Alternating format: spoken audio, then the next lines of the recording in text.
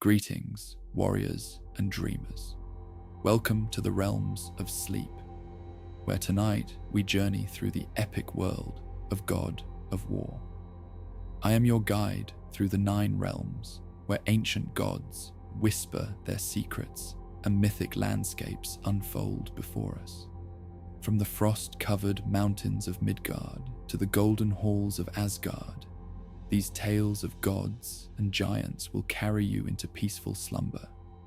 Lay down your weapons, rest your weary head, and allow the legends of these powerful beings to become the landscape of your dreams. The battles have been fought, and now is the time for rest. So close your eyes, brave one. Let the fire of the hearth warm you as we begin our journey through realms both wondrous and dangerous. The last fading rays of sunset painted the snow-capped mountains of Jotunheim in shades of amber and gold as Kratos and Atreus made their way through the long-abandoned temple entrance. Their footsteps echoed in the cavernous space, stirring dust that had lain undisturbed for centuries before their arrival days earlier. This was their 3rd visit to the inner sanctum since discovering the giant's final refuge, each exploration revealing new layers of history and knowledge embedded in the ancient stonework. "The light will be perfect tonight," Antros said, his voice hushed with anticipation.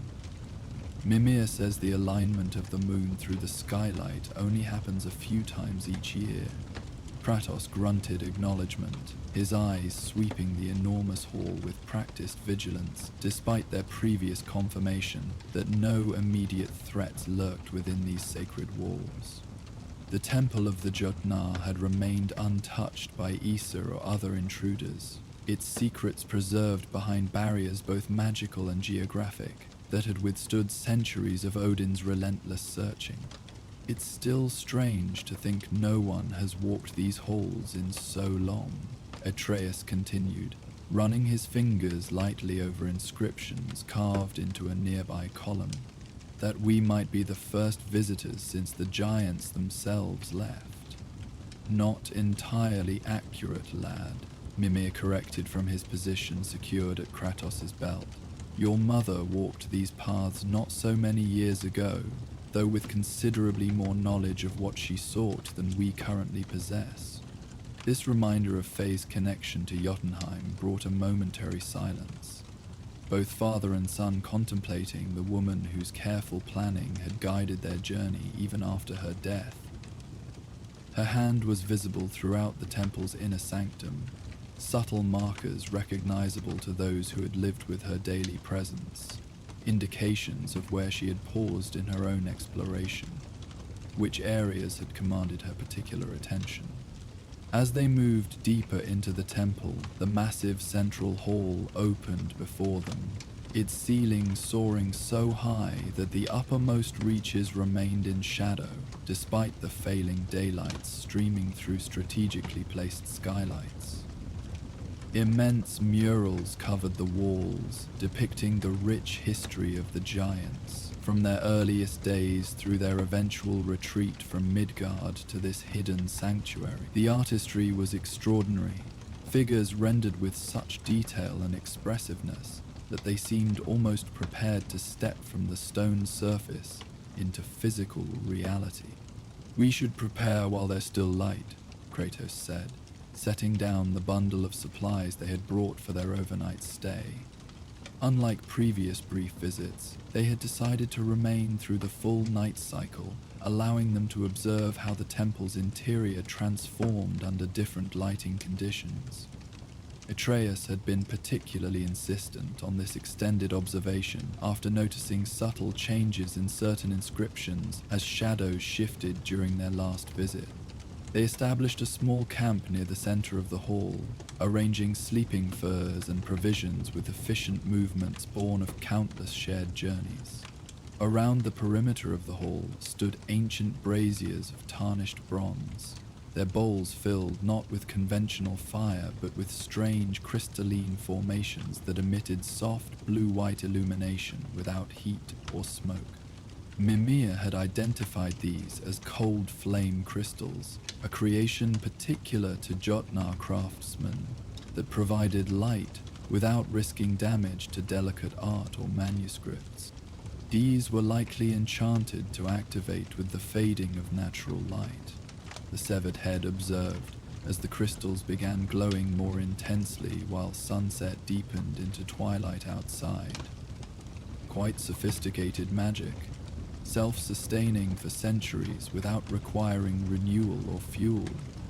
As darkness settled fully over Jotunheim's mountains, moonlight began streaming through the temple's skylights, creating precise shafts of silver illumination that struck particular sections of the murals with what now seemed obvious intentionality.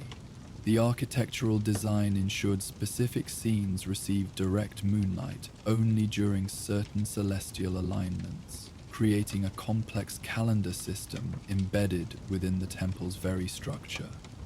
"Father, look," Atris said with quiet excitement, pointing toward a section of mural that depicted what appeared to be a great migration. Where the scene had appeared static during daylight viewing, the moonlight now revealed subtle animations within the stone itself, figures that seemed to shift position slightly when viewed from different angles, giving impression of slow-motion movement frozen in mid-step. Kratos approached, studying the phenomenon with cautious interest. Throughout their journeys, apparent marvels had often concealed dangers or deceptions, yet this subtle magic carried a different quality.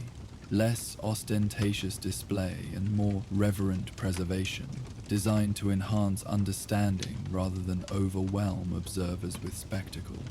"The stone remembers," Mimir explained, his scholarly excitement evident despite his attempt to maintain appropriately hushed tones within the sacred space. Certain minerals used by giant artisans retain impressions of movement or sound, releasing them gradually when activated by specific light wavelengths. It's not illusion in the conventional sense, but rather a sophisticated method of storing and revealing additional layers of information.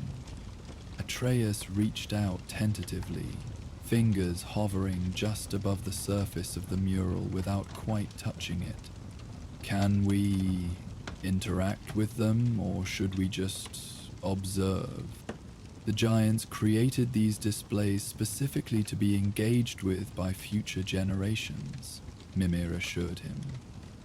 "Knowledge jealously hoarded serves no purpose. These murals were meant as both historical record and educational tool for young Jotnar, who would never know their ancestors firsthand." With this reassurance, Atreus gently placed his palm against the stone surface, where a carved rune had begun emitting subtle golden luminescence under the direct moonlight.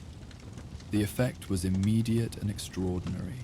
The ambient sounds of the temple receded, replaced by soft voices speaking in the ancient Jotnar tongue, their words emerging not from any visible source, but seeming to form directly within the listener's mind.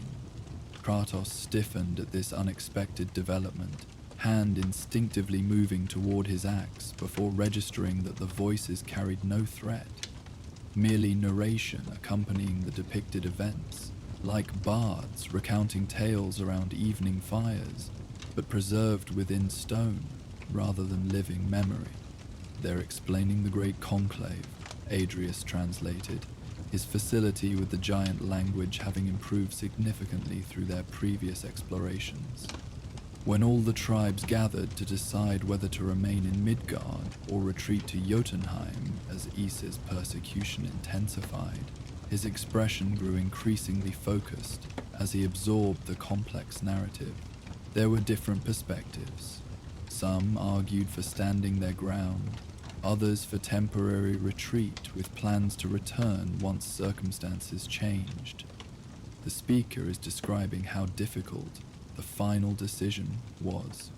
The voices continued their gentle recounting, occasionally supplemented by what sounded like multiple speakers engaging in historical debate. presenting different viewpoints as if the original participants in these ancient discussions were briefly reanimated through preserved memory. Throughout this extraordinary presentation, the figures in the mural continued their subtle movements, expressions shifting to reflect emotional context of the narrated events. "Remarkable preservation," Mimir commented, when the voices eventually faded as moonlight shifted gradually away from that particular section. "Most magical recordings deteriorate substantially over centuries, yet these retain near-perfect fidelity. The Jotnar truly excelled at memory preservation technologies beyond anything the Aesir ever mastered, much to Odin's perpetual frustration." Kratos surveyed the vast hall with newfound appreciation for its sophisticated design. How many such recordings might exist within these walls, he asked, his typically gruff voice softened slightly by genuine curiosity. "Hundreds if not thousands," Mimir replied.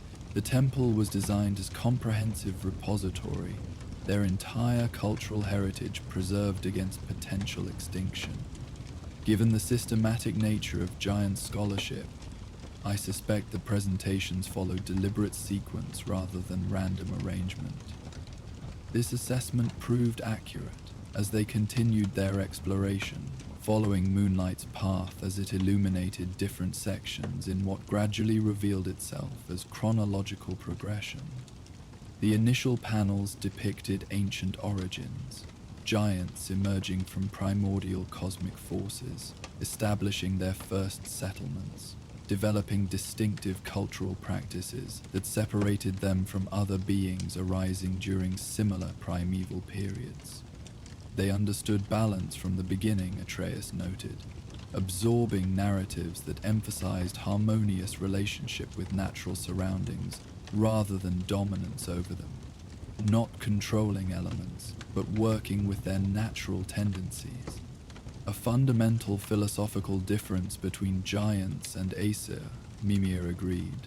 Where Odin seeks to bend reality to his will through forced manipulation, the Jotnar traditionally emphasized alignment with existing cosmic patterns, enhancing natural tendencies rather than opposing them. This philosophical foundation manifested throughout subsequent historical depictions. Technological developments that worked with material properties rather than against them. Diplomatic approaches that sought mutual benefit rather than domination. Educational methods that fostered individual strengths rather than imposing standardized knowledge. The cumulative impression suggested civilization fundamentally different from the conquest-oriented cultures that eventually displaced them from multiple realms. They weren't perfect, Atreus observed after an account of internal conflicts between different giant factions. They argued among themselves, sometimes made mistakes. Be impressive for acknowledging such failures openly, Mimir noted. Unlike the carefully sanitized histories Odin promulgates, where Aesir appear unfailingly glorious regardless of actual events. The giants preserved their missteps alongside achievements, treating history as teacher rather than mere validation. As the night deepened, they followed moonlight's path through increasingly recent historical periods, interactions with other realms and beings, conflicts with emerging Aesir dominance, diplomatic efforts that temporarily succeeded before ultimately failing against Odin's relentless expansionism. These later accounts carried emotional resonance absent from earlier, more distant histories. Genuine sorrow regarding lost opportunities for peaceful coexistence, anger at betrayals that violated established agreements, determination to preserve what remained despite mounting existential threats. They knew they were facing extinction, Atreus said quietly, after a particularly poignant presentation depicting deliberations about final retreat from Midgard. Not just territorial loss, but potential end of their entire people. A reality they faced with remarkable dignity, Mimir observed. Rather than lashing out destructively as many cultures might when confronting such fate, they focused on preservation and continuity. What could be saved? What might endure beyond their physical presence? Throughout these explorations, Kratos maintained more reserved engagement than his son, absorbing information while remaining slightly distanced from its emotional implications. Yet even his carefully maintained stoicism gradually yielded to appreciation for the extraordinary repository they had discovered, particularly when presentations addressed practical matters like combat techniques or resource management that aligned with his pragmatic interests. Their weapons were designed differently, he noted after a sequence depicting giant armaments, balanced for precision rather than overwhelming force. Indeed, Mimir confirmed, giant combat philosophy emphasized efficiency through accurate application rather than brute strength, finding precisely right point to apply pressure rather than simply overwhelming opposition through superior power.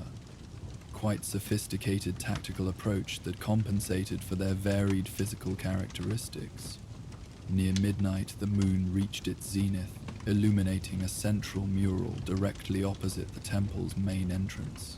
This massive panel stood apart from others in both scale and complexity, depicting what appeared to be a cosmic tree whose branches extended through multiple realms simultaneously.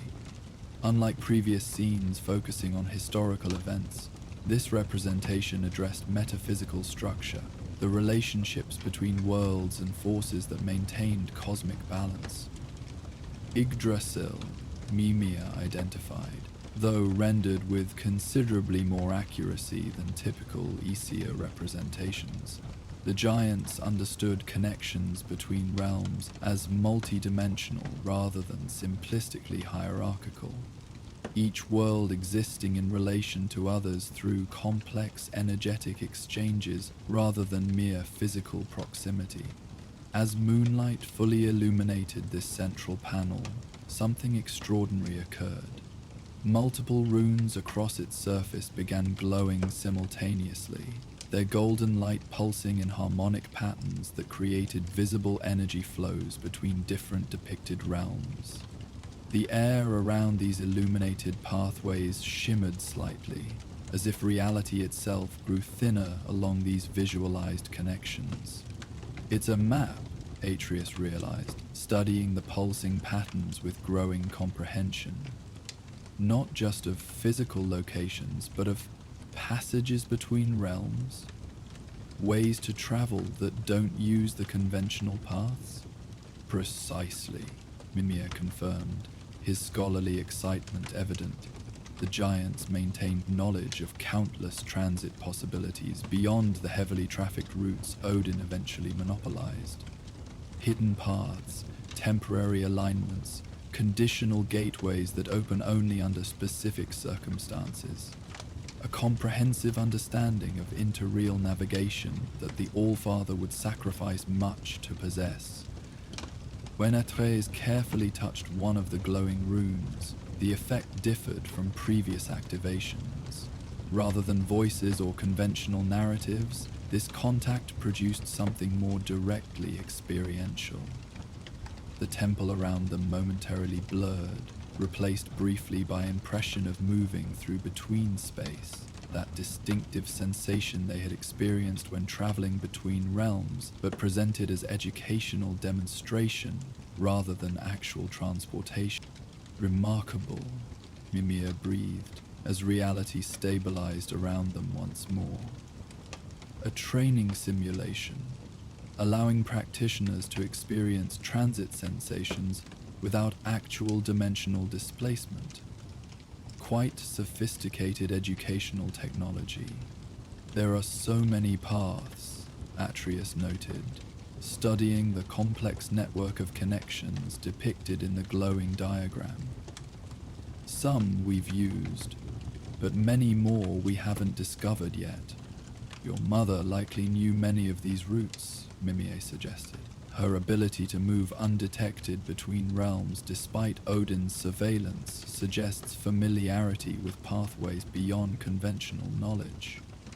This reminder of Faye's connection to the knowledge preserved within these walls prompted more focused attention to indications of her presence throughout the temple. Though subtle, evidence of her visits became increasingly apparent once they began specifically looking. Areas where ancient dust had been disturbed more recently than others. Slight variations in certain mural sections suggesting restoration or enhancement. Occasional small markers recognizable to those familiar with her particular methods. She spent considerable time here, Mimir observed, as these signs accumulated through their continued exploration. Not merely brief visits, but extended study. Learning what her ancestors preserved while perhaps adding her own contributions. As they followed Moonlight's continued path around the massive hall, they discovered a section where illumination revealed particularly significant differences between daytime appearance and nocturnal revelation. What had seemed during previous daylight visits to be abstract decorative patterns surrounding historical scenes now emerged as complex commentary. Additional context added in pigments visible only under specific light conditions. These weren't part of the original murals, Atreus noted, studying these supplementary elements with growing excitement. They've been added later, much more recently than the original paintings. Mimir studied these additions with scholarly assessment. The application technique differs from ancient methods, though carefully designed to complement rather than disrupt original artistry. If I were to hazard guess based on stylistic elements, it was Mother, Atreus interrupted with sudden certainty, recognizing distinctive aspects of Faye's artistic approach, particular brush techniques he had observed during her rare moments of artistic creation at their cabin.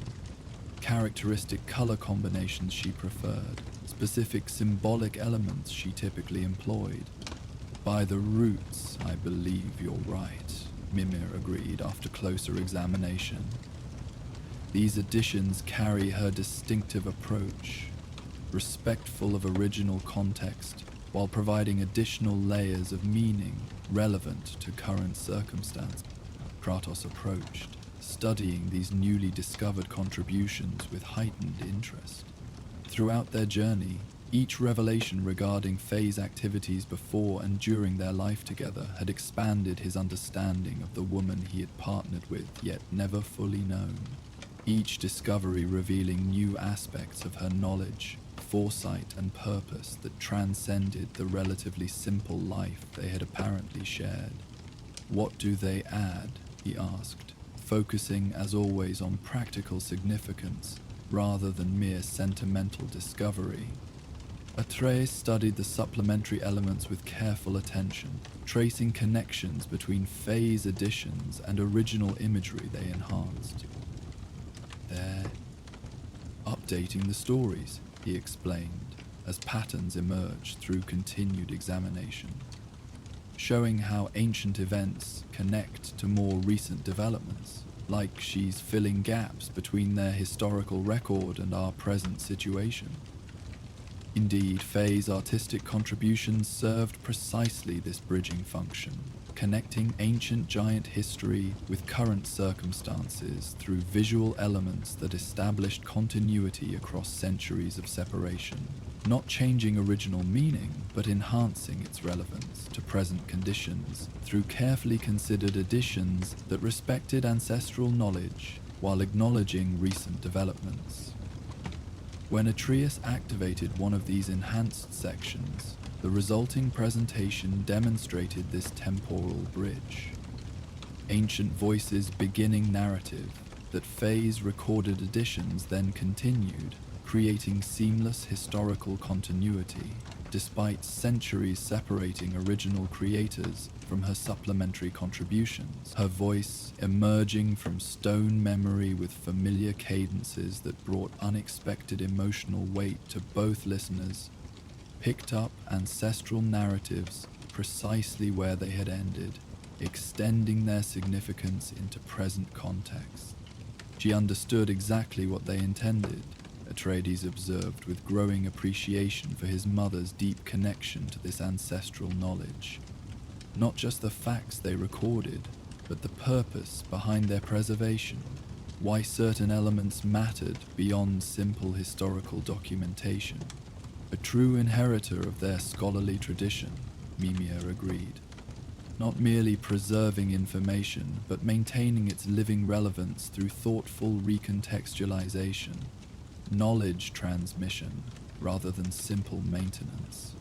As moonlight continued its celestial journey, they discovered increasingly numerous sections bearing Faye's distinctive contributions. Some merely subtle enhancements to existing imagery, others more substantial additions that expanded original content with new information, reflecting developments occurring after initial creation. Throughout these contributions, her artistic approach maintained consistent respect for ancestral techniques, while incorporating perspectives gained through her unique life experience. In one particularly moving section, they discovered narratives specifically addressing Atreus' existence. Recordings Faye had created to introduce her son to his maternal heritage, despite physical separation from their ancestral home. Here, her voice emerged from activated stone with particular warmth, sharing stories specifically selected for their relevance to his developing identity and potential future challenges. I leave these words, hoping you will find them when circumstances allow proper understanding. Her voice explained through stone memory. There is knowledge you will need beyond what daily survival permits me to share directly. Perspectives your father cannot provide despite his many strengths and sincere intentions. Kratos stood slightly apart during these intensely personal communications, allowing Atreus private communion with his mother's preserved guidance, while simultaneously absorbing information that expanded his own understanding of Faye's foresight and preparation. Though she had never directly explained her extensive planning during their life together, these recordings revealed sophisticated awareness of potential futures that transcended mere maternal concern. She knew so much more than she ever said, Atreus observed during pause between recordings, his expression combining wonder with emerging comprehension. About who I am, about what might happen after she was gone, about choices we would face, yet chose not to overwhelm you with premature knowledge, Mimir noted, providing information when needed rather than before readiness for its proper integration, the mark of true teacher rather than mere knowledge conveyor. As midnight yielded to early morning hours, moonlight shifted toward western sections of the massive hall, illuminating murals addressing more recent giant history, their retreat from Midgard, establishment of Jotunheim's sanctuary, gradual diminishment despite efforts to maintain population and culture. These accounts carried particular poignancy given current absence of living giants, transforming historical record into memorial for civilization apparently approaching extinction despite extraordinary resilience. Did they simply die out? Atreus asked after activation, revealing declining numbers despite multiple preservation efforts. Or are there still some remaining somewhere beyond our knowledge? An excellent question, Mimir replied, his tone suggesting genuine uncertainty rather than rhetorical response.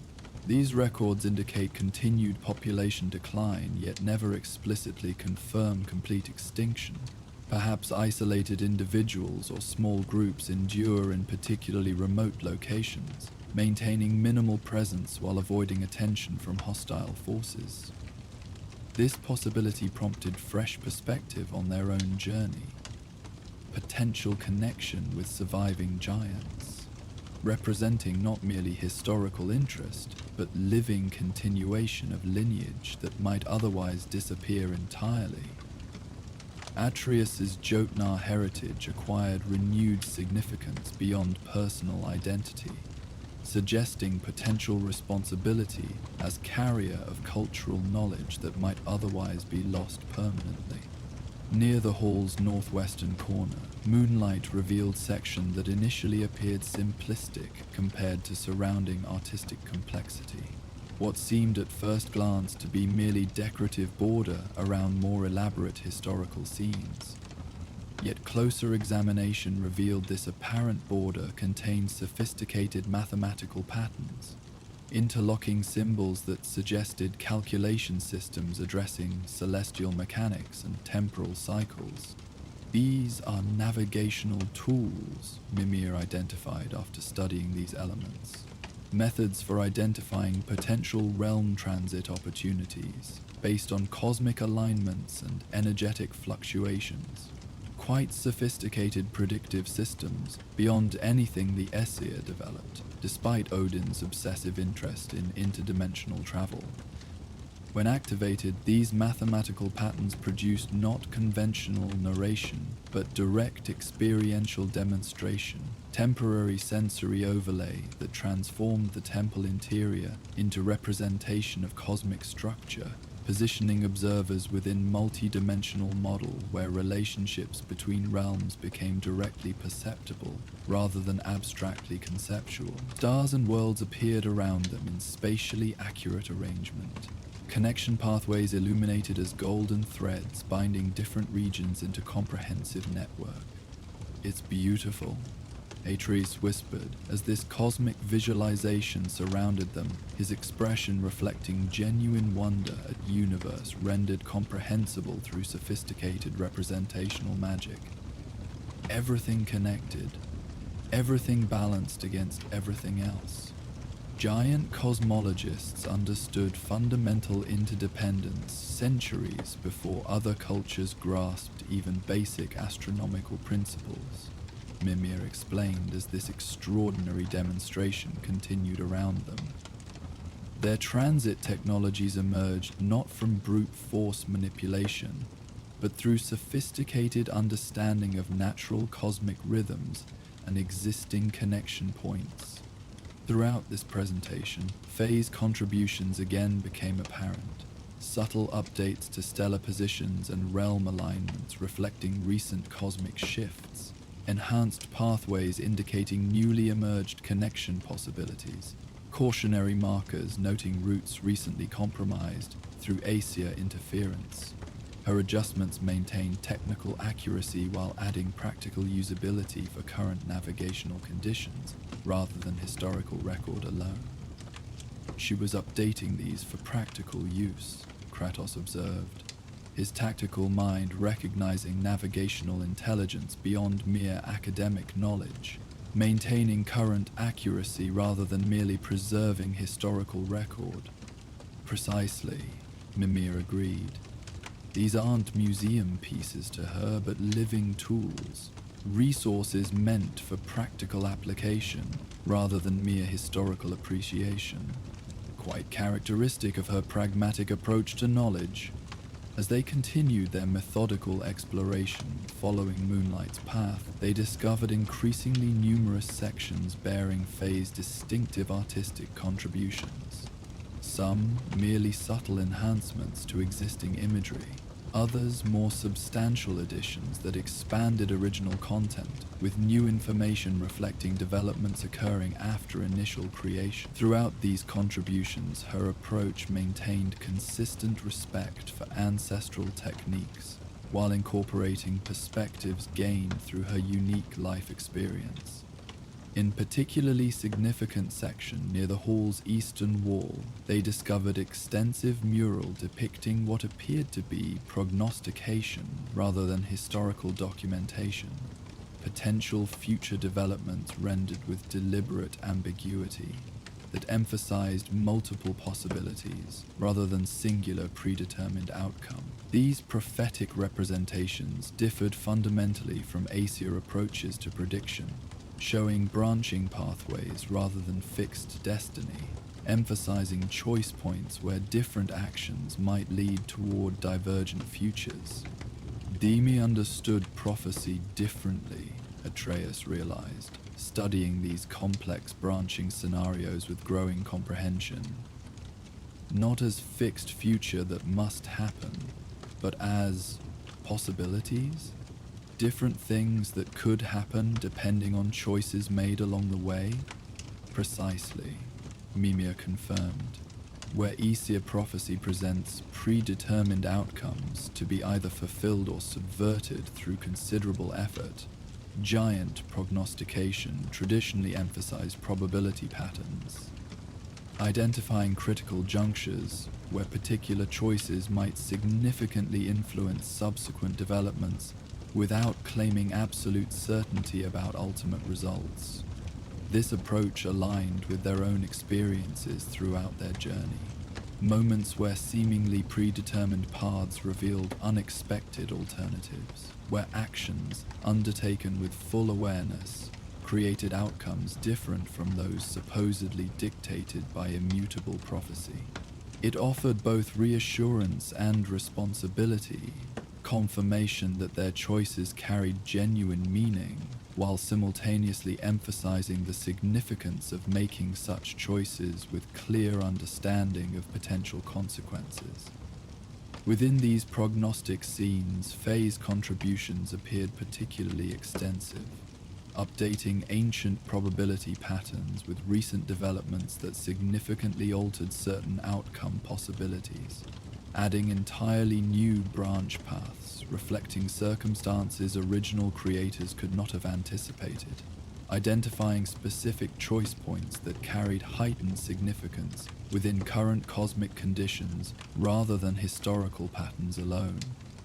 She was mapping our potential journey, Atreus realized, recognizing references to events they had already experienced alongside branching possibilities extending beyond present circumstances. Not dictating path, but illuminating possibilities so we could navigate with better understanding. A guide rather than commander, Mimir agreed, precisely the approach she demonstrated throughout your childhood, providing context that enhanced choice rather than constraint that limited possibility. This characterization resonated with Kratos' memories of partnership with Faye, her consistent respect for his autonomy despite occasionally superior knowledge, her preference for sharing perspective rather than demanding particular action, her trust in his capacity to make appropriate choices when provided with adequate understanding. Even beyond death, her methodology remained consistent, demonstrating confidence in their ability to navigate complex circumstances when given proper contextual information. In one particularly moving discovery, they found a small alcove where moonlight briefly illuminated what appeared to be family scenes. A mother teaching a young boy various skills, from hunting to rune reading to understanding natural cycles. Though the figures were rendered in traditional Jotnar artistic style, the characterizations were unmistakably based on Faye and Atreus. Their likeness is captured with loving attention to individual qualities that transcended generic representation. She showed them who I was, Atreus whispered, touching these images with gentle fingertips. Made sure they knew about me, even though I couldn't be here earlier.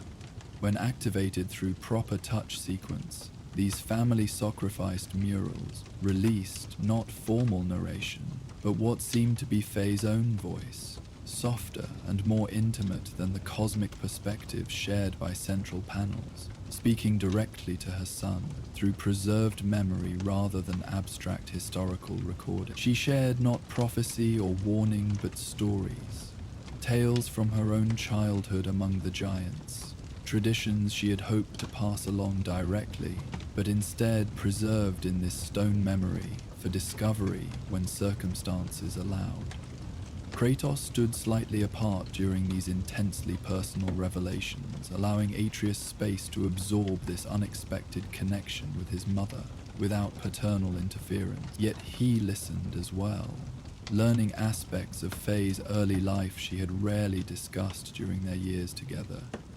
Her training as both warrior and artist, her relationships with other giants before their retreat, her gradual understanding of her own role in transitioning knowledge between generations separated by cosmic upheaval. As the night progressed toward its latest hours, the moonlight gradually shifted from central panels toward the hall's western wall, where murals depicted not historical events but potential futures, rendered with deliberate ambiguity that emphasized multiple possibilities rather than singular predetermined outcomes. These panels contained the highest concentration of Faye's recent contributions, suggesting particular concern with ensuring these possibility spaces remained accurately represented, rather than calcifying into falsely certain prophecy. She was very careful here, Mimir noted as they studied these sections. Notice how she preserved the original branching path symbolism while updating specific details within potential scenarios, maintaining the fundamental giant understanding that future remains collaborative creation rather than fixed script. This area proved particularly fascinating to Atreus, who moved between different depicted possibility branches with growing comprehension of their symbolic language. These aren't just different guesses about what might happen, he explained to his father.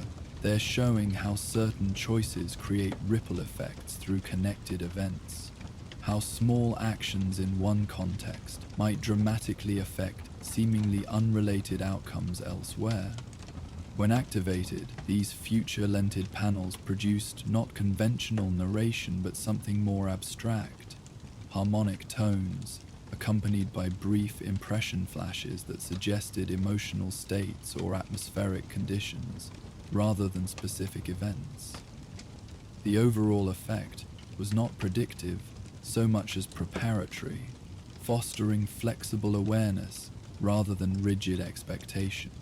Quite sophisticated psychological preparation, Mimir commented. Rather than creating fixed expectations that reality might contradict, this approach develops adaptability, teaching pattern recognition without imposing specific outcomes, very characteristic of giant educational philosophy. Throughout these explorations, Kratos had maintained more reserved engagement than his son, absorbing information while remaining slightly distanced from its emotional and philosophical implications. Yet, even his carefully maintained stoicism gradually yielded to appreciation for the extraordinary knowledge repository they had discovered, particularly those sections bearing Faye's distinctive contributions. Near dawn, as moonlight began yielding to approaching sunrise, they discovered one final section clearly added entirely by Faye rather than merely augmenting existing imagery. In a small alcove positioned to receive first morning light rather than midnight moon, she had created a simple but powerful depiction of father and son standing together, not engaged in battle or fulfilling prophecy, but simply present with each other amid natural surroundings that suggested peace rather than conflict. When Atreus touched the activation rune beside this image, Faye's voice emerged with particular clarity. Potential futures are many, branching beyond any single mind's capacity to map completely, but certain possibilities strengthen when approached with clear understanding and mutual respect. The path forward remains unwritten, determined not by prophecy, but by choices made with awareness of their rippling consequences across connected lives. As sunrise gradually illuminated the temple's interior with golden light, fundamentally different from midnight's silver radiance, the magical activations throughout the hall slowly subsided, voices fading back into stone memory, subtle movements stilling into conventional artistic representation. Yet the knowledge and perspective gained during their night of exploration remained, providing context that transformed their understanding of both past journey and potential paths forward. They prepared for departure with the efficient movements of experienced travelers, gathering their minimal supplies while ensuring the temple remained undisturbed for future visits. Throughout these practical activities, both father and son maintained thoughtful silence, each processing the night's revelations according to their distinct personalities and perspectives. "Will we return?" Atreus finally asked, as they approached the massive doorway leading back toward mountain paths that would eventually connect with their established routes between realms. Kratos considered this question with characteristic thoroughness before responding. "Knowledge gained requires integration through practical application," he said. "We should test what was learned against actual experience before seeking additional information." This measured approach reflected his consistent methodology, valuing understanding demonstrated through effective action rather than accumulated merely for intellectual satisfaction. Yet his tone lacked the dismissiveness that might previously have characterized comments regarding seemingly abstract knowledge, suggesting growing appreciation for perspectives extending beyond immediate tactical concern. "Your mother meant this place as resource rather than destination," Mimir added, a reference point to provide context for journey undertaken primarily in outer world rather than secluded sanctuary. "The wisdom preserved here serves its purpose when carried forward into practical application rather than contemplated in isolation."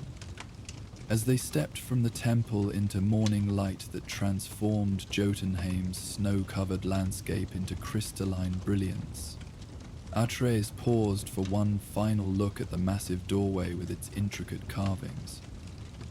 "I understand more about her now," he said quietly. "Not just what she knew, but how she thought, how she saw connections between things I might have missed." Kratos placed a hand briefly on his son's shoulder, rare physical gesture that communicated more than his typically sparse words might express. "She would approve of your learning," he said simply.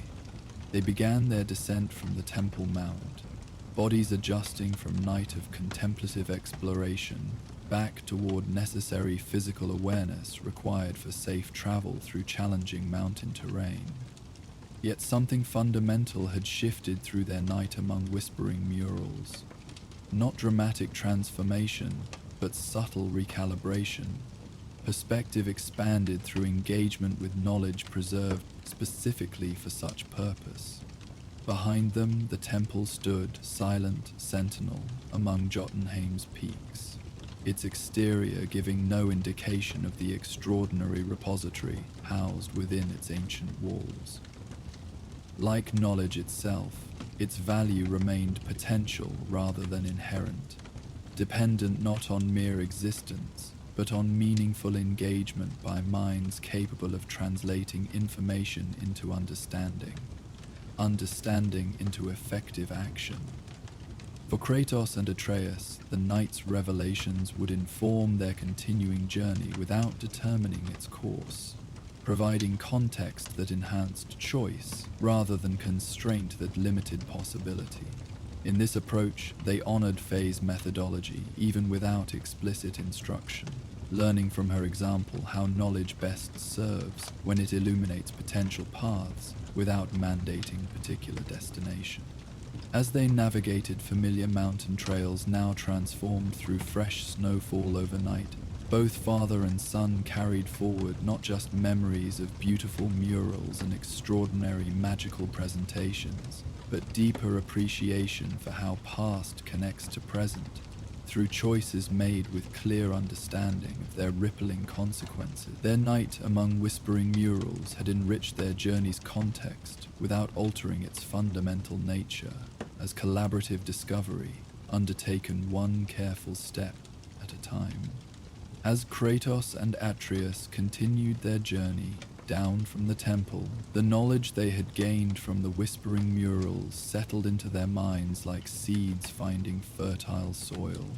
The understanding of their path, not predetermined but shaped by their choices, brought a certain peace. Days later, As the harsh Jotunheim winter began to soften ever so slightly with the first hints of changing season, they would discover another hidden wonder of the giant realm. Following a stone path marked with runes similar to those they had seen in the temple, father and son would come upon an extraordinary sight nestled between frost-covered mountains. An ancient place, known to the Jotnar as the Frost Garden, where ice and life existed in impossible harmony, and where another piece of Faye's legacy awaited them. The wind howled across the frozen wasteland of Jotunheim, carrying ice crystals that stung exposed skin and reduced visibility to mere arm's length. Kratos and Atreus trudged forward against the relentless gale, their cloaks pulled tight against their bodies, offering minimal protection against the bitter cold that seemed to penetrate to the bone. They had been traveling for hours through the blizzard after emerging from a hidden pathway between realms, one of many they had discovered in recent months through careful experimentation with the Pathblade. "We should find shelter," Kratos called over the wind's roar, his voice barely audible despite his considerable strength. The storm worsens. His breath formed dense clouds that were immediately torn away by the wind, and frost had begun to accumulate in his beard despite his natural resistance to extreme temperatures.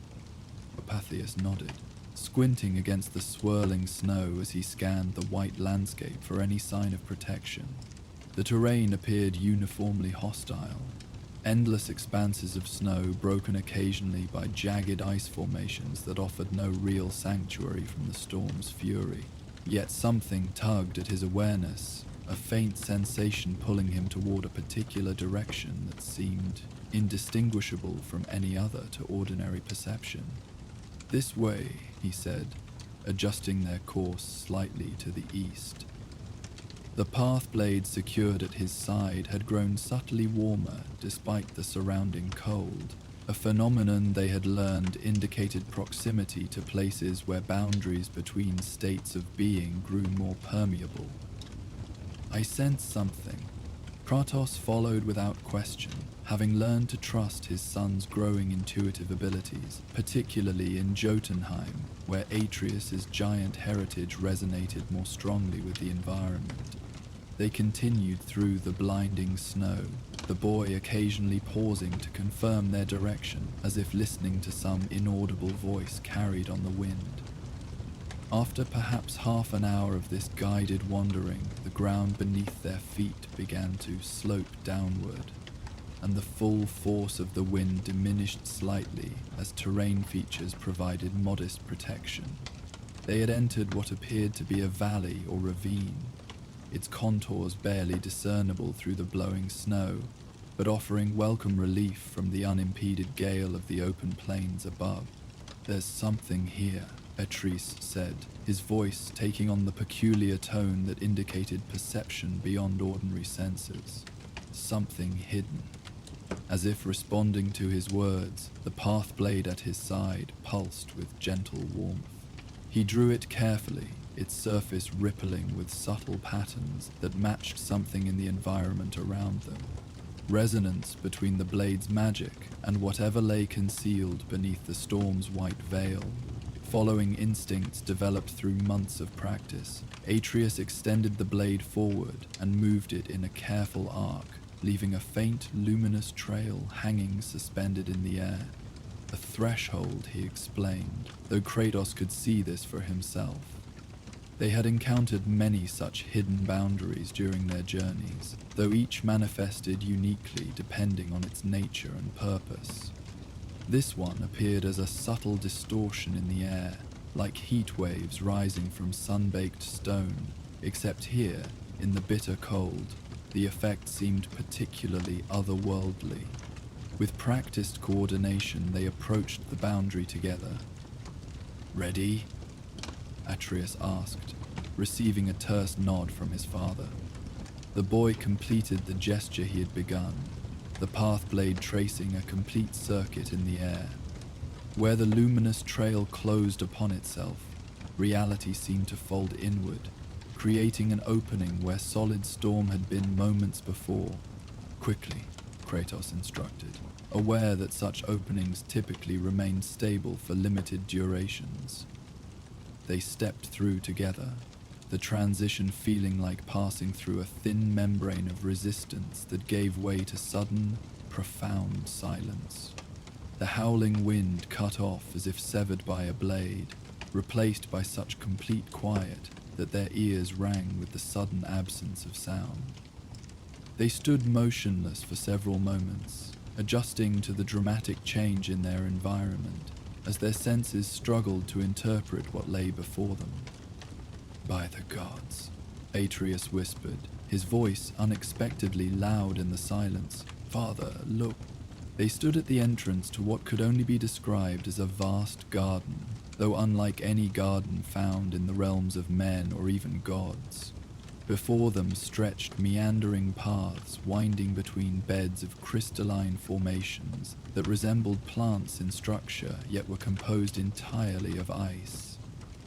Delicate frost flowers bloomed in graceful clusters, their petals so thin they appeared translucent. Tall structures like trees rose at regular intervals, their branches adorned with what appeared to be leaves or fruits fashioned from perfectly formed ice crystals that caught and refracted what little light was present. Above it all arched a massive dome of ice, so clear it appeared almost invisible except where subtle patterns within its structure caught the light. The dome extended far beyond what seemed possible, enclosing an area that might have housed a modest village, all apparently protected from the raging storm they had just escaped. Through this transparent ceiling, faint colored lights could be seen dancing across the sky. An aurora, visible despite the storm clouds, its glow providing much of the illumination within the enclosed garden. "Mimir would know what this place is," Atreus said with a hint of regret. They had left the severed head behind for this particular expedition, secured in their cabin as they tested a new pathway the Pathblade had revealed. "It feels ancient. And Jotun," Kratos added, his senses attuned to the distinctive magical signature of giant craftsmanship after months of exploring their territories. He moved forward cautiously, each step deliberate to avoid disturbing the delicate structures around them. Despite his considerable size and strength, Kratos could move with surprising delicacy when circumstances required. A warrior's control extended to peaceful purpose. As they ventured further into the garden, the environmental details became more apparent. The ground beneath their feet was not snow, but some form of polished stone veined with traces of luminescent material that emitted a faint blue-white glow, providing enough light to navigate by even in areas where the aurora's illumination dimmed. The air held a peculiar quality, cool but not bitter, and carrying a faint, pleasant scent reminiscent of water flowing over clean stone. "Listen," Atreus whispered, pausing beside a cluster of what appeared to be frost ferns, their intricate fronds extending in perfect symmetrical patterns. When he spoke, his breath disturbed the air just enough to create subtle movement among the delicate structures, which responded with a soft, musical tinkling, like tiny chimes stirred by a gentle breeze. The sound was so unexpected and pleasant that both travelers stopped to appreciate it. After months of constant vigilance against threats from all realms, the simple beauty of this place struck them with particular force. Here, it seemed, existed a sanctuary untouched by the conflicts that raged throughout the 9 realms. A place of preservation rather than destruction. The giants were known for many things, Atreus said, drawing on knowledge gleaned from his mother's teachings and their subsequent travels. Warriors and seers, yes, but also builders and gardeners, apparently.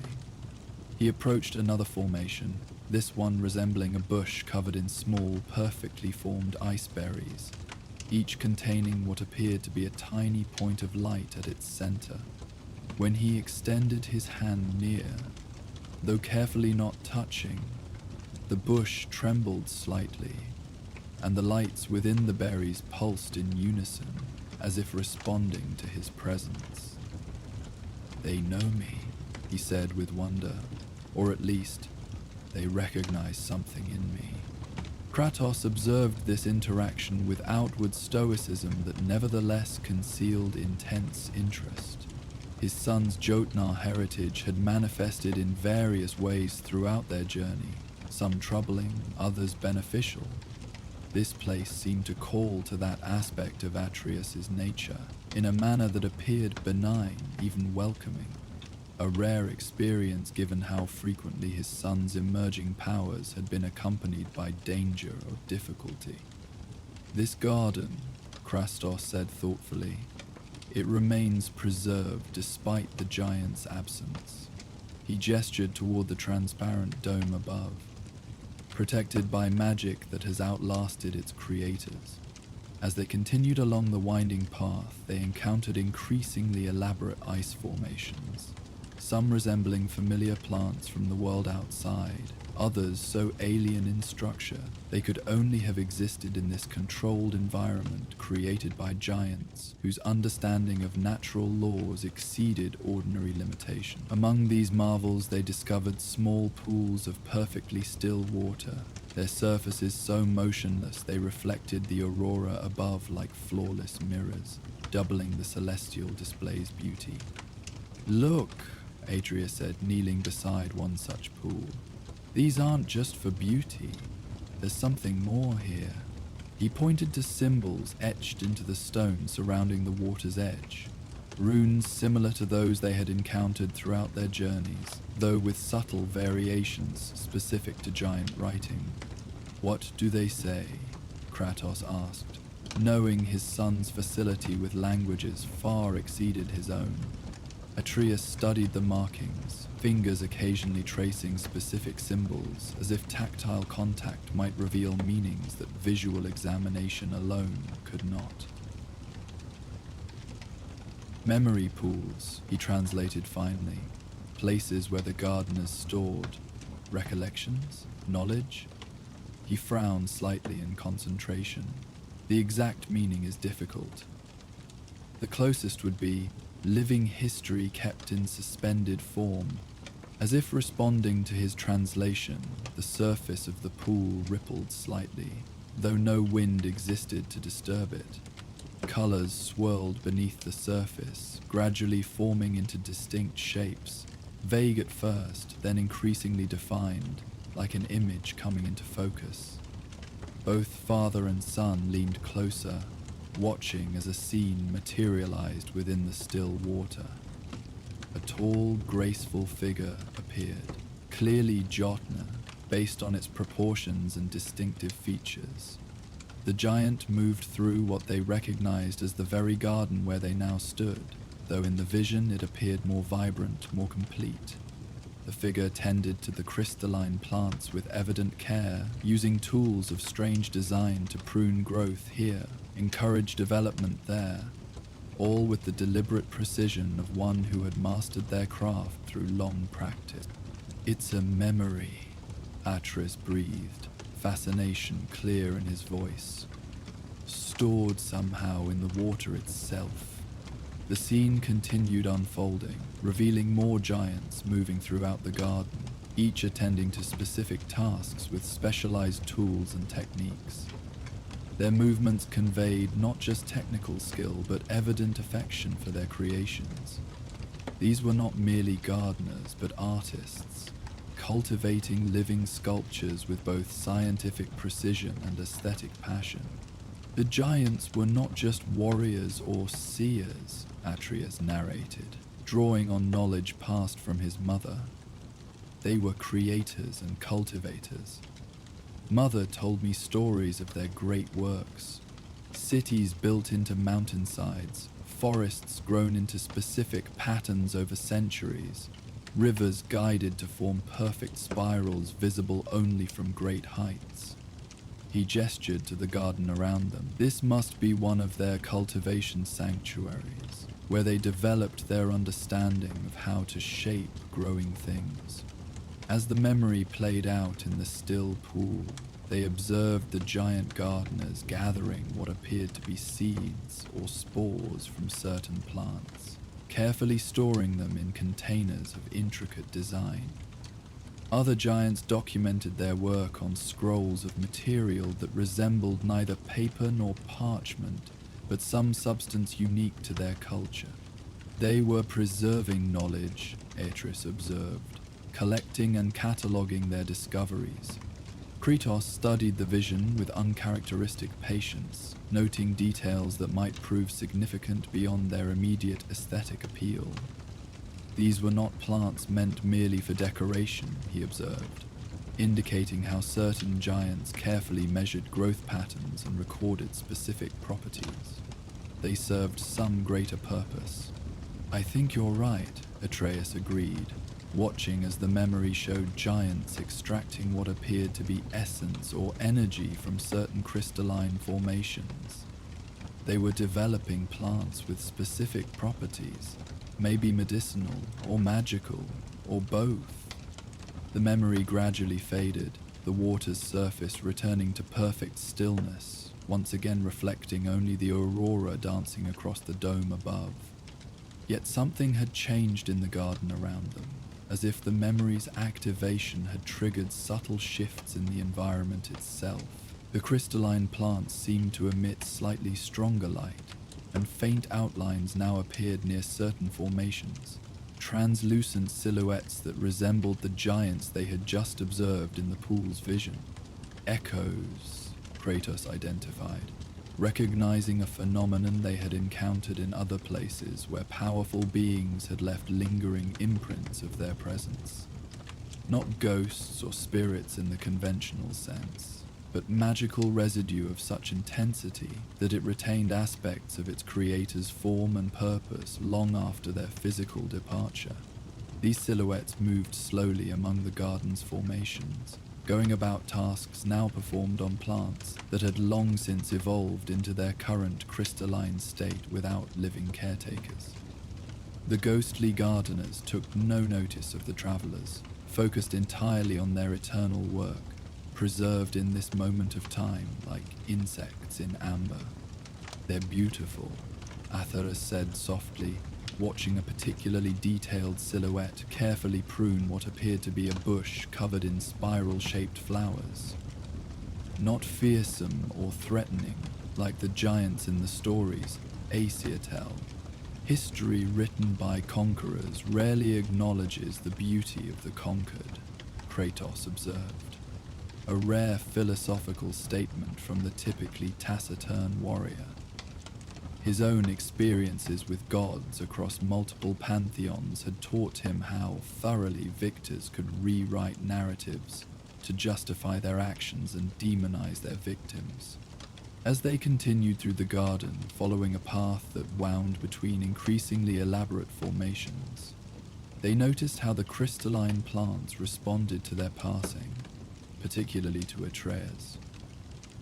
Ice flowers turned slightly toward him, their delicate petals chiming soft melodies that seemed almost welcoming.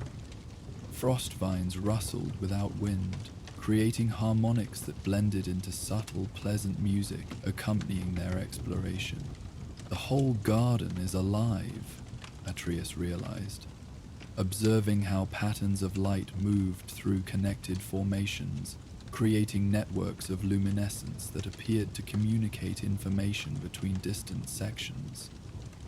Not just preserved, actually living, in its own way, a different kind of life, Kratos acknowledged, his warrior's instincts gradually relaxing as the garden continued to demonstrate its benign nature. Neither plant nor animal as we understand them, but something between, or perhaps beyond. They discovered more memory pools as they progressed deeper into the garden, each revealing different aspects of its history and purpose. One showed the initial construction, giants carefully designing the transparent dome using magic that shaped ice into architecturally impossible forms. Another displayed what appeared to be educational sessions, with master gardeners instructing younger giants in techniques for cultivating particularly delicate or complex formations. A third pool, larger than most and positioned at what seemed a significant junction of paths, revealed what might have been a council or ceremony, with giants from various clans or regions gathered to witness the presentation of new varieties. The central figure in this memory, a tall giantess with intricate patterns marked upon her skin, displayed what appeared to be the culmination of extensive research, a crystalline flower whose petals moved independently, responding to subtle shifts in the surrounding energy patterns. They were developing consciousness in the plants, Atreus observed with growing wonder, not like animals or people, but awareness, responsiveness beyond what ordinary plants possess. This insight illuminated much about their current experience, the garden's apparent recognition of Atreus's Jotnar blood, the way formations responded to their presence with subtly different behaviors, the sense of being in a place that was observing them even as they observed it. Not hostile surveillance, but curious awareness, like a child recognizing a distant relative through family resemblance. As the third memory concluded, a small movement caught their attention from between nearby formations.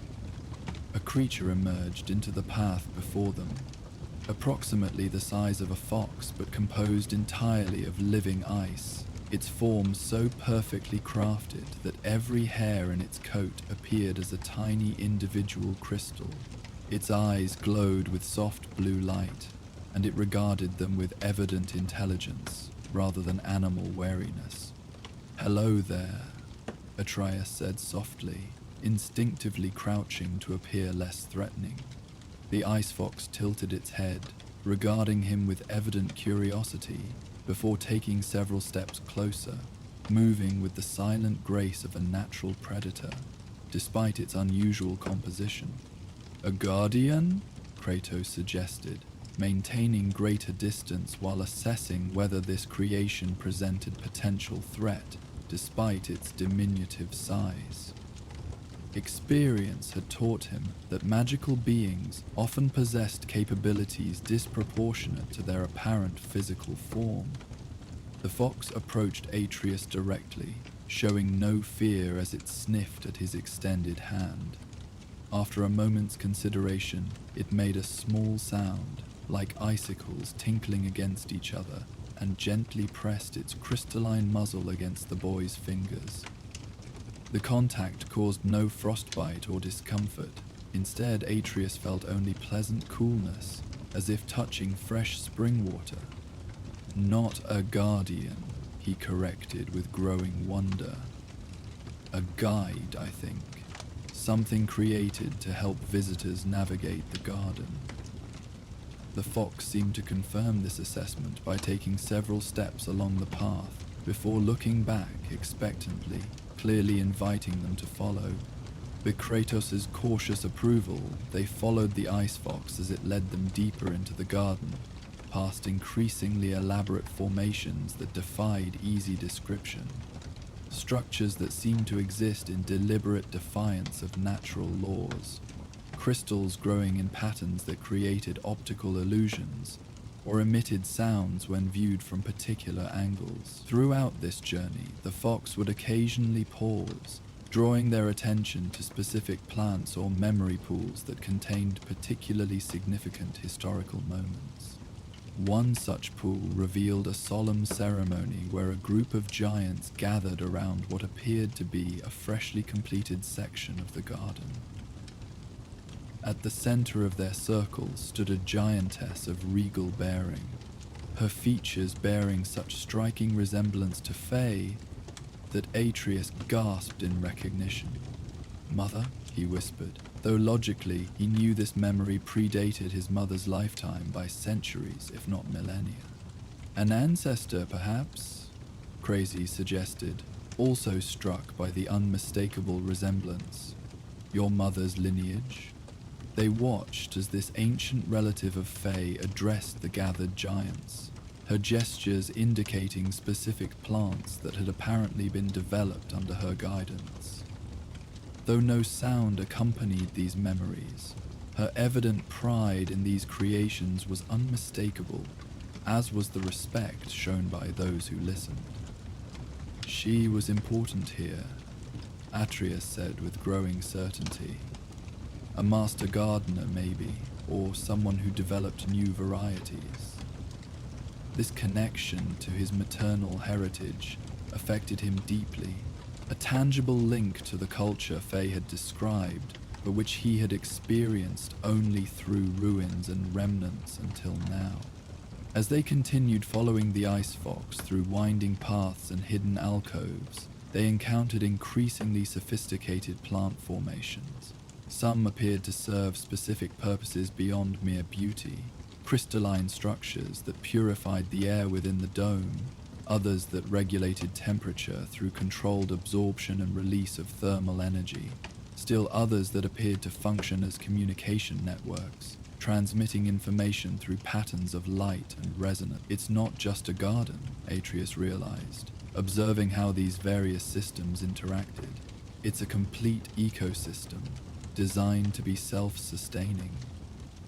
He noted how certain formations collected moisture from the air, channeling it to others that apparently required more hydration, while waste energy from one process became fuel for another in endlessly efficient cycles. The giants understood harmony, he said thoughtfully, how different elements could work together instead of competing. Mother tried to teach me this when we would tend our own small garden, how plants could help each other grow stronger when properly arranged.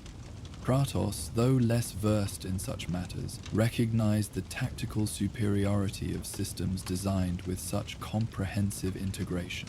Even in warfare, forces that complemented each other's strengths while compensating for weaknesses typically prevailed over more powerful but isolated components. The fox led them onward to what was clearly the garden's central feature, a circular clearing dominated by what appeared to be a tree composed entirely of ice crystals, so clear they were nearly invisible except where edges caught light, creating rainbow refractions. Its trunk rose at least 30 feet before spreading into branches of impossible delicacy, each adorned with what resembled leaves made from paper-thin ice that chimed softly with the slightest air movement. Surrounding this miraculous creation was the largest memory pool they had yet encountered, a perfectly circular expanse of still water perhaps 20 feet in diameter, its surface dark and deep like the night sky. As they approached its edge, guided by the ice fox who seemed particularly intent on bringing them to this specific location, the pool's surface began to glow with soft blue light emanating from its depths. The heart of the garden, Atreus said with certainty, though no signs or markings identified it as such. This is what the entire structure was built to protect and sustain. The fox confirmed this assessment by sitting beside the pool's edge, its crystalline tail wrapping neatly around its paws, as it gazed expectantly at the water's surface. Clearly, this was their intended destination, the culmination of the guided tour through this forgotten wonder. As they stood before the central pool, its surface began to change, but differently than the previous memory pools. Rather than showing a single scene from the past, this water seemed to cycle through hundreds of images in rapid succession, countless moments captured throughout the garden's history, flowing one into another like pages of a book, riffled by wind. Giants came and went, seasons changed within the protected environment, new varieties developed and matured, all compressed into a visual stream almost too rapid to comprehend. Then, abruptly, the flow slowed, settling on a specific memory that expanded to fill the entire pool's surface. In this vision appeared Faye herself, not an ancestor, but unmistakably Atreus's mother, younger than he had ever known her, but with the same quiet strength and grace that characterized his memories of her. She moved through the garden, examining the crystalline plants with evident familiarity, occasionally touching formations with gentle fingers that left faint traces of magic behind. "She was here," Atreya whispered, emotion making his voice unsteady. "Not just her ancestors. Mother herself came to this place." In the vision, Faye approached the central tree, placing both hands against its transparent trunk in what appeared to be a ritual gesture. In response, the tree's crystal leaves chimed in complex harmonic patterns, and faint light flowed from its structure into Faye's hands, creating temporary luminous patterns across her skin. Giant markings, similar to those they had observed on statues and carvings throughout their journeys. "Communing with it," Kratos observed, recognizing magical information exchange when he saw it. "Receiving knowledge." They watched as Faye completed this communion, then moved methodically through the garden, touching specific plants with evident purpose. Each contact left subtle changes, strengthening preservation enchantments, adjusting growth patterns, ensuring the garden would continue to survive long after her departure. She worked with the practiced efficiency of someone completing vital preparations before a long absence. She was preserving it, Atreus realized, making sure it would survive until... He paused, understanding dawning. "Until I could find it. She knew someday I would come here." The fox made its musical tinkling sound again, apparently in confirmation. Whatever its exact nature, the creature clearly possessed intelligence beyond that of an ordinary animal. Perhaps an artificial consciousness created specifically to recognize and guide those with appropriate bloodlines when they eventually returned to this place. As Faye's memory concluded its work and departed through the same hidden entrance they had discovered, the pool's surface stilled momentarily before beginning a new sequence, this time showing the garden over the long period following her visit. They watched as the magical protections she had reinforced maintained the environment despite external conditions that occasionally threatened its stability. Storms raged beyond the dome, seasons changed, years passed marked by the movement of stars visible through the transparent ceiling, all while the garden slumbered in protected solitude, waiting. The final image stabilized to show the garden as it currently existed, complete with their own figures standing beside the pool, observer and observed in perfect recursive loop. Then the water's surface returned to stillness, once again reflecting only the aurora dancing across the dome above. In the silence that followed, Atreus stood transfixed, absorbing the implications of what they had witnessed. "She knew," he said finally. "All this time, through everything we've faced, she knew there were places like this. Beautiful things worth protecting." He looked around at the garden with new appreciation. Not just weapons or strategic positions or prophecies. Places of wonder that show what the giants truly were. Kratos placed a supportive hand on his son's shoulder, a rare gesture of physical comfort from the typically reserved warrior. "Your mother saw beyond immediate conflict to longer patterns," he said, "preserving knowledge that might otherwise be lost, ensuring you would one day discover your full heritage, not just its power, but its beauty." The ice fox rose from its sitting position and approached Atreus again, this time directly pressing its crystalline head against his hand with clear intention. When it withdrew, a small, perfectly formed ice crystal remained on his palm, octahedral in structure and emitting faint blue light from its center. "A gift?" Atreus questioned, examining the crystal carefully without closing his fingers around it. The fox made its tinkling sound once more, then turned and trotted toward a previously unnoticed path leading away from the central clearing. It paused after several steps, looking back expectantly. There's more to see, Adrian interpreted, carefully securing the crystal in a small pouch at his belt before following. Kratos accompanied them, his vigilance never completely abandoned, despite the garden's evident benign nature.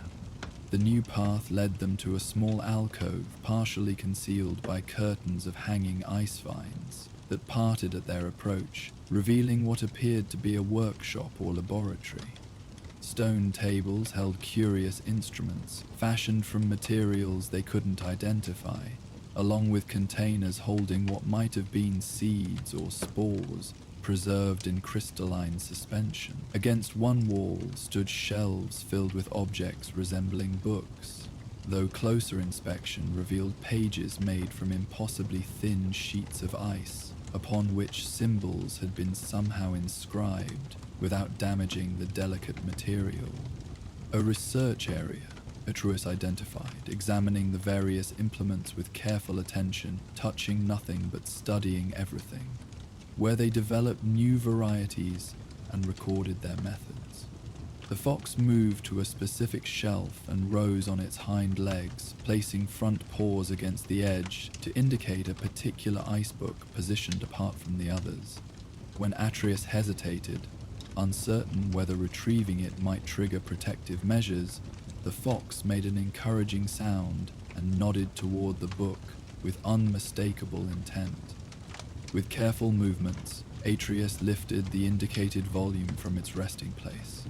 Despite appearing made entirely of ice, it felt surprisingly warm to the touch, and the thin crystalline pages emitted faint vibrations, as if containing energy barely contained within solid form.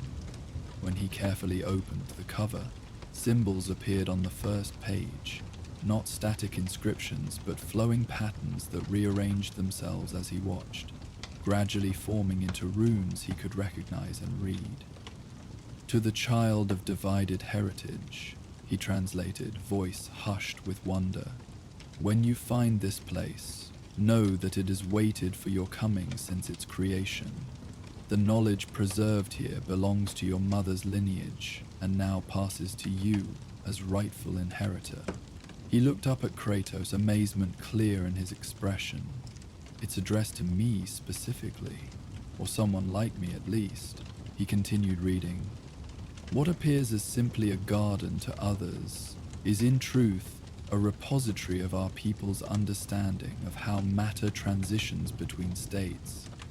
Knowledge that extends beyond mere horticulture to the fundamental structure of reality itself. Kratos moved closer, his interest evident despite his typically stoic demeanor. Knowledge your mother deemed important enough to preserve for you specifically. The books contain principles, not just procedures, Atreus continued, carefully turning crystalline pages that shifted beneath his touch, reorganizing their content in response to his specific inquiries. They explain how the giants learned to create these plants, how to encourage matter to exist simultaneously in multiple states, neither fully solid nor liquid nor gas, but something between all three. The fox sat watching their discovery with apparent satisfaction, its task as guide fulfilled now that the intended recipient had found this repository of ancient knowledge. Occasionally, it would indicate specific pages or diagrams when Atreus paused in his exploration, drawing attention to particularly significant information. As they examined the workshop and its contents, they discovered additional memory pools that showed the research process. Giants conducting experiments, developing new varieties, documenting failures and successes with meticulous attention to detail. These memories provided context for the written information, showing practical applications of theoretical principles described in the ice books. This knowledge, Atreus said thoughtfully, it's about more than just making beautiful plants from ice. It's about understanding transitions between states, boundaries, and how to cross them. He looked to his father with dawning comprehension. Like what we've been learning to do with the Pathblade, but much more advanced. Kratos nodded, seeing the strategic significance immediately, knowledge that could prove valuable in navigating between realms, perhaps even in affecting how Ragnarok unfolds, if the prophecies about boundaries breaking down prove accurate. In one memory pool, they observed giants applying principles developed through their horticultural experiments to larger purposes, creating passages between locations that should have been physically separate, establishing protective boundaries that selectively permitted certain energies while excluding others, even developing methods for communicating across vast distances through resonant crystalline networks. The giants didn't separate knowledge into categories the way Aesir do, Atreus observed as connections became increasingly apparent.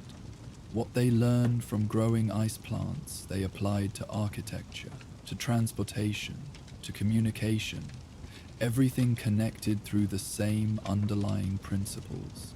This holistic approach to knowledge clearly impressed Atreus, who had occasionally struggled with how compartmentalized learning often seemed. Combat separate from language, survival skills distinct from magical theory. Here was evidence that such divisions were artificial, that deeper patterns connected seemingly disparate domains for those with sufficient insight to perceive them. They spent hours in the workshop, Atreus absorbing as much information as possible while Kratos maintained vigilant watch, though no threats materialized within this peaceful sanctuary. The ice fox remained with them, occasionally guiding Atreus to specific books or instruments when his attention wandered from what apparently constituted the most crucial knowledge. Eventually they became aware of subtle changes in the light filtering through the dome above. The aurora had shifted position, and while no conventional day or night cycle existed within this protected environment, the garden's illumination had begun to dim slightly, suggesting a rest period in its eternal cycle. "We should find a place to rest," Kratos suggested, noting the mental fatigue his son exhibited after hours of intense concentration on complex information. "Continue exploration after recovery." The fox, hearing this, rose immediately and led them to yet another section of the garden they hadn't yet explored, an area where what appeared to be beds of soft frost moss grew in sheltered alcoves, creating natural resting places surrounded by gently chiming ice flowers. The moss, unlike everything else in the garden, yielded slightly when touched, providing surprisingly comfortable support despite its crystalline nature. "It appears we are expected to stay," Kratos observed, examining these accommodations with practical assessment.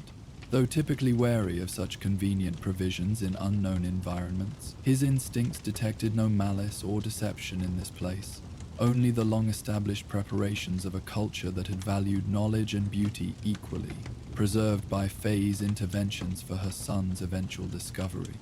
As they settled onto the frost moss beds, the garden's ambient light dimmed further, and the crystalline plants around them began to emit soft, pulsing illumination that created a gentle, rhythmic pattern reminiscent of breathing. The musical tinkling that had accompanied their movements throughout the day gradually harmonized into subtle melody, barely perceptible, yet undeniably soothing.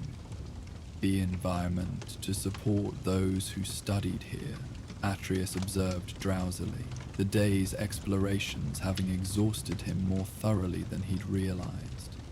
Everything working together to create optimal conditions for learning and rest. The ice fox curled up near a tree's feet, its crystalline form emitting pleasant coolness rather than cold, its presence somehow reassuring despite its unusual composition. Before succumbing to sleep, Atreus placed his hand on the pouch containing the crystal gift, feeling its gentle warmth even through the material. A tangible connection to his mother's heritage and the knowledge she had preserved for him.